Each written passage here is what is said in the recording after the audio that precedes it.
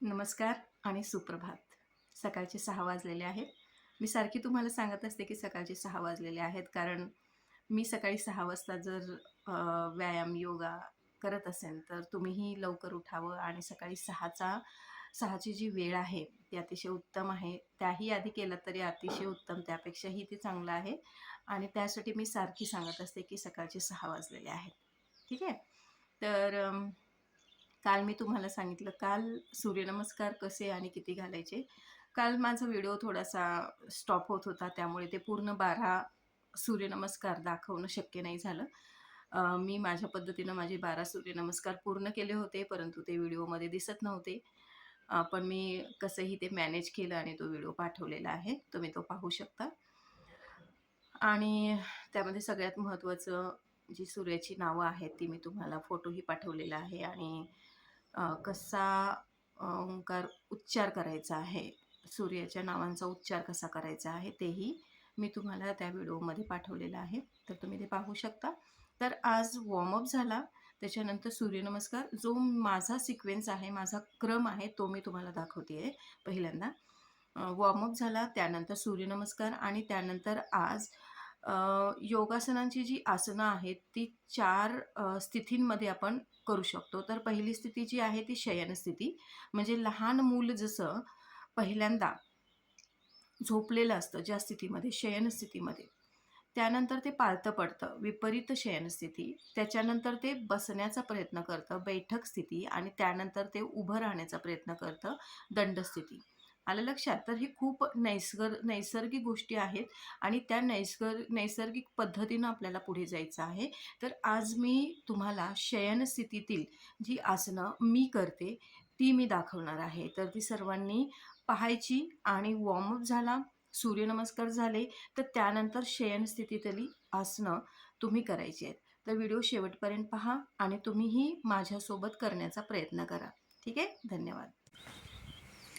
तर पहा, आधी मी उभं राहिलेले आहे. आसन आधी महत्त्वाचं आहे. आसनावर व्यवस्थित उभं राहायचं आणि मी ज्या पद्धतीनं बसते, त्या पद्धतीनं तुम्हाला बसून घ्यायचं आहे. पाय दोन्ही लांब, आपलं जे शरीर आहे ते सरळ रेषेत, दोन्ही हात जमिनीवर दाबून ठेवायचे आहेत, दोन्ही पाय जोडून ठेवायचे आहेत. या पद्धतीनं दोन्ही पाय जोडून ठेवायचे. त्यानंतर हळू श्वास घेत जे आपलं शरीर आहे ते सरळ राहिलं पाहिजे. नजर वर, श्वास संथ गतीने चालू ठेवायचा आहे. आपले केस जर गुंतलेले असतील तर ते काढायचे आहेत. कुठेच अडचण होणार नाही याची काळजी घ्यायची आणि हळू पाय वर घ्यायचे आहेत. आणि पाय वर घेत असताना श्वास घ्यायचा आहे. आधी श्वास सोडायचा आणि पाय वर येत असताना श्वास घेत हळुवारपणे आपले पाय वर घ्यायचे आहेत. पाय सरळ रेषेत आल्यानंतर 90 अंशाचा कोन झाला पाहिजे. काटकोनात आपले पाय पाहिजे आणि आपली नजर अंगठ्यांकडे ठेवायची आहे. आणि 30 सेकंद थांबायचं आणि हळू पुन्हा पाय खाली घ्यायचे. या आसनाचं नाव आहे द्विपाद उत्तान पादासन. आसनाचं नाव आहे द्विपाद उत्थान पादासन. त्यानंतर शवासन हे एक बॉडी रिलॅक्स करणारं आसन आहे आणि प्रत्येक आसन झाल्यानंतर आपल्याला श्वास फुलतो, दमल्यासारखं होतं, तर ते घालवण्यासाठी आपण शवासन करायचं आहे. यानंतर पुन्हा आपल्याला पाय हळुवारपणे वर घ्यायचे आहेत. यानंतर मी पवन मुक्तासन तुम्हाला दाखवणार आहे. पाय हळू घेणं खूप गरजेचं आहे. 10च्या काउंटमध्ये जर तुम्ही पाय वर घेत असाल तर अतिशय उत्तम. लगेच पाय हळुवारपणे वर घेणं सोपं नाही. तर बघा, मी पाय दुमडलेले आहेत पोटावर. हाताची घडी घालायची आपल्या पायांवर आणि आपली मान उचलून आपली हनुवटी दोन्ही पायांच्या मध्ये लावायची आहे. स्पर्श झाला पाहिजे पायांच्या गुडघ्यांचा आणि आपल्या हनुवटीचा आणि तिथे श्वास संथ गतीने चालू ठेवायचा. कमीत कमी 10 सेकंद तरी तुम्हाला आसन टिकवून ठेवायचं आहे. पुन्हा पाय वर घ्यायचं, उलट्या दिशेने आपण ते आसन सोडायचं आणि हळुवारपणे पाय खाली घ्यायचे. श्वास फुललेला असतो, यावेळी शरीर दमलेलं असतं, तर आपल्याला रिलॅक्सेशनसाठी शवासन करायचं आहे. पुन्हा 2-3 सेकंड, 5 सेकंद जर आपण शवासन केलं तर आपलं शरीर पुढचं आसन करण्यासाठी तयार होतं आणि ते अत्यंत गरजेचं आहे. यानंतर पुन्हा पाय जोडून घ्यायचे. यानंतर मी तुम्हाला विपरीत करणी हे आसन दाखवणार आहे. तर पाहू शकता, पाय पुन्हा हळूवार वर घ्यायचे. पाय सरळ झाले की थोडासा कमरेला झटका देऊन पाय वर घ्यायचे आहेत. थोडंसं कंबर खाली येण्याचा प्रयत्न करेल.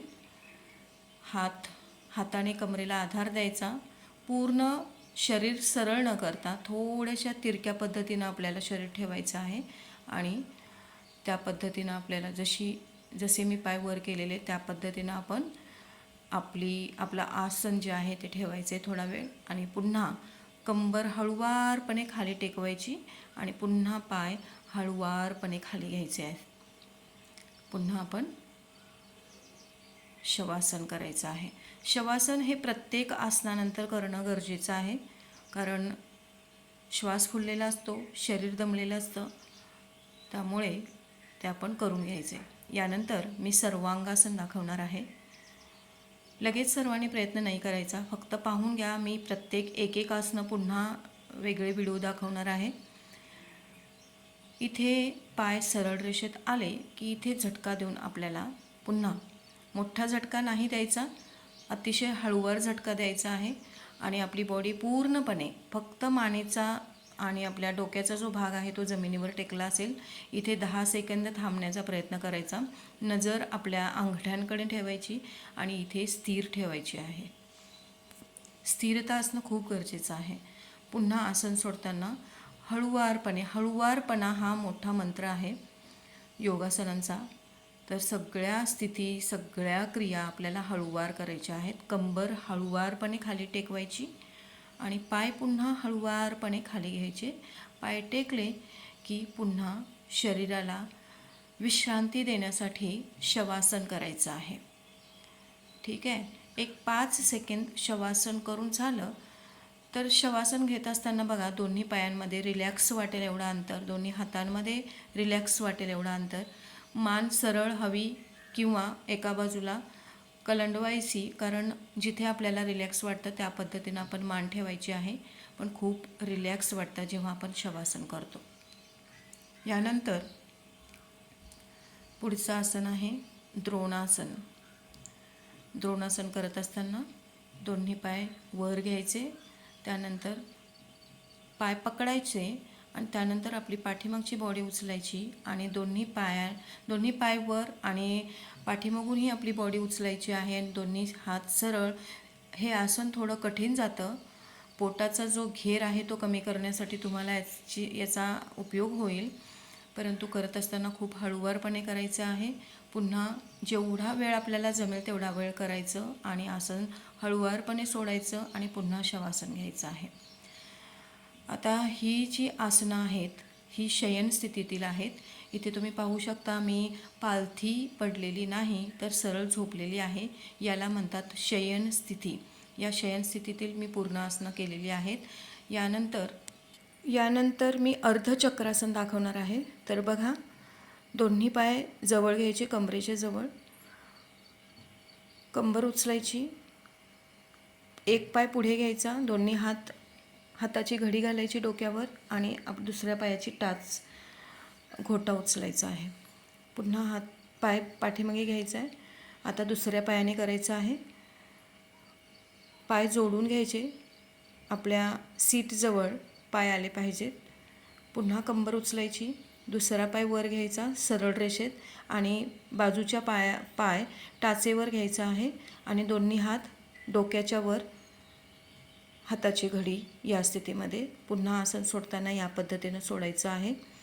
पुन्हा पाय सरळ, दोन्ही हात सरळ आणि पुन्हा शवासन.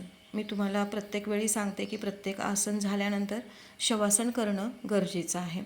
तर या पद्धतीनं तुम्हाला ही शयन स्थितीतील आसनं करायची आहेत. पहिलं मी वॉर्मअप, त्यानंतर सूर्यनमस्कार आणि त्यानंतर शयन स्थितीतील आसनं. आणि ही सगळी आसनं करून झाल्यानंतर थोडा वेळ आपल्याला शांत बसायचं आहे, परमेश्वराला कृतज्ञता व्यक्त करायची आहे. तर आत्ताच मी माझी शयन स्थितीतील आसनं पूर्ण केलेली आहेत. तुम्ही पाहिलं असाल. आणि ज्या पद्धतीनं मी केलेली आहेत त्या पद्धतीनं तुम्हाला हळूवारपणे करणं गरजेचं आहे. लगेचच शरीरावर ताण आणण्याचा प्रयत्न करू नका. 1, 2, 3 अशा पद्धतीनं तुम्हाला आसनं वाढवायची आहेत. पहिल्याच दिवशी सगळं करण्याचा प्रयत्न करू नका. एक आसन केलं तरी पुरेसं आहे. मात्र नियमितपणे करणं गरजेचं आहे. ते जर तुम्ही नियमितपणे करत असाल, तर नक्की तुम्हाला सगळी आसनं जशी मला जमतायत त्या पद्धतीनं तुम्ही करू शकाल आणि ज्या पद्धतीनं मी त्याचा अनुभव घेते, त्या पद्धतीचा अनुभव तुम्ही घेऊ शकाल. तर सुरुवात करायची आहे तुम्हाला. सुरुवात करणं गरजेचं आहे. सगळ्या गोष्टी सोप्या आणि हलक्या होणार आहेत. तर व्हिडिओ शेवटपर्यंत पाहिला असेल आणि याचा आस्वाद तुम्ही घेतला असेल आणि नक्की तुम्ही स्वतः रोज उठून ही आसनं कराल अशी आशा करते आणि थांबते. धन्यवाद.